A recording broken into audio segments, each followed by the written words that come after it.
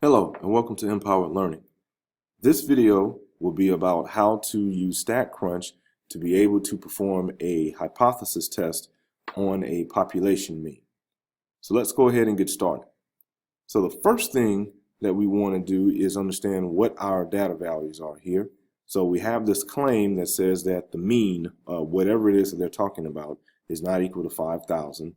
The alpha that you see here, which is also called the level of significance, is 0.09, which means we have about a 91% confidence level in this claim.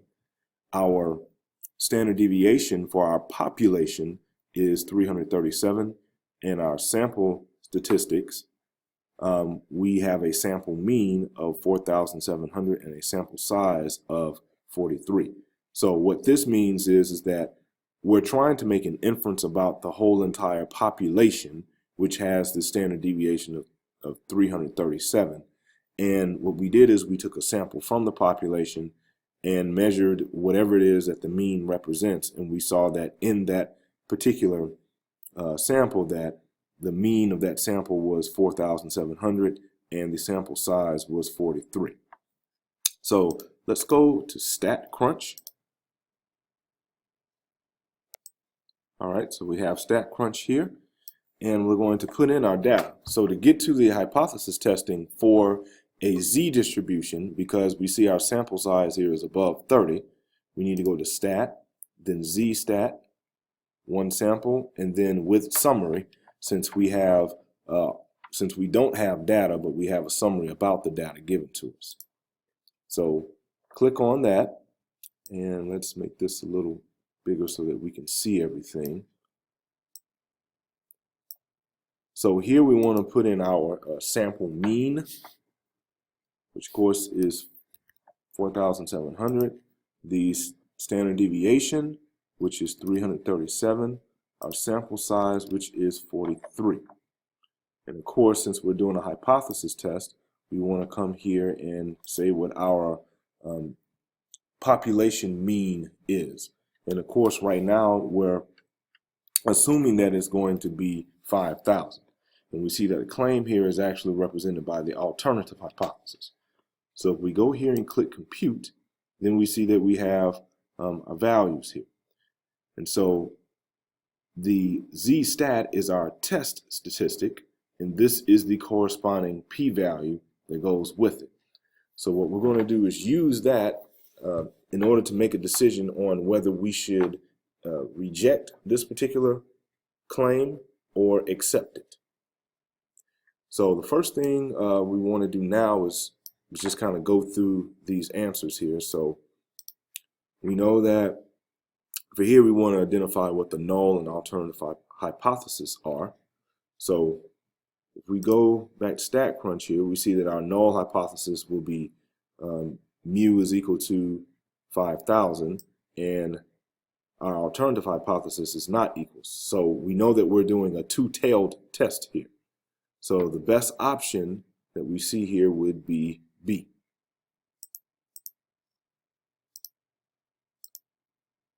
So the next thing we want to do is put in our standardized test statistic. And of course, we have that right here. So we just need to round to 2 decimal places. So that will be a negative 5.84.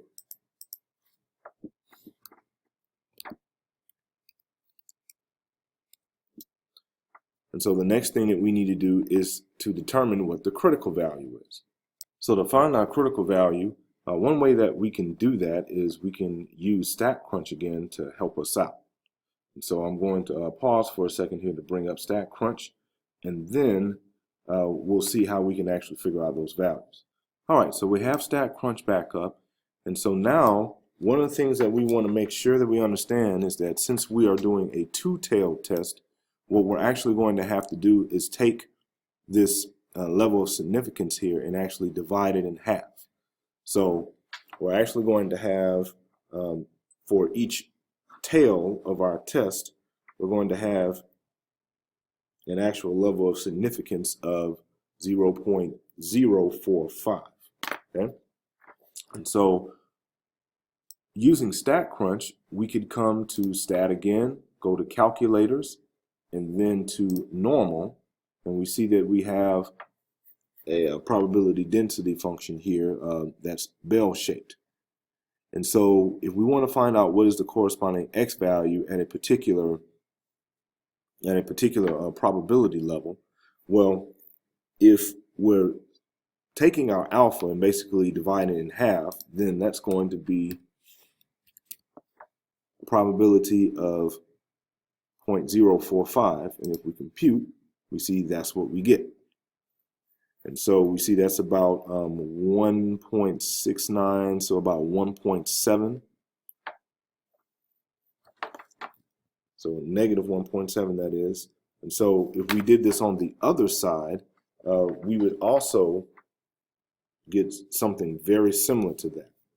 So again, if we went from the other way and say, all right, well, let's do 1 minus 0.045, then we would get 0.955. So let's try that. And we see that, of course, we get a corresponding thing of 1.695, so on and so forth. So if we're rounding to 2 decimal places, then a negative and positive 1.7 should work here. So get rid of StatCrunch, and we'll go ahead and type that in.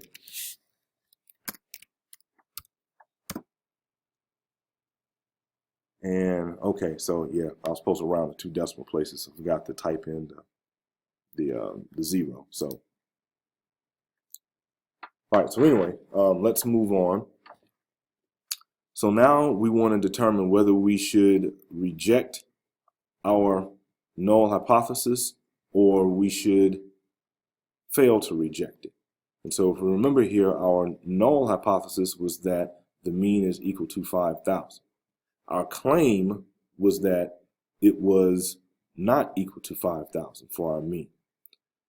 If we compare what we have here, we see that our test statistic is way within the actual rejection region. And our rejection region here would be everything that is less than negative 1.7 and everything that is greater than 1.7. Okay? So here we're well within that. So we should be rejecting the null hypothesis. Now what that means is we're rejecting the fact that we think that the mean is going to be 5,000, which means we are basically accepting the claim that the mean is not equal to 5,000. So we need to find the one that says reject null hypothesis but accept the claim. So the first one here says reject the null hypothesis at a 9% significant level. There's enough evidence to reject the claim, and we don't want that one. So this should be it.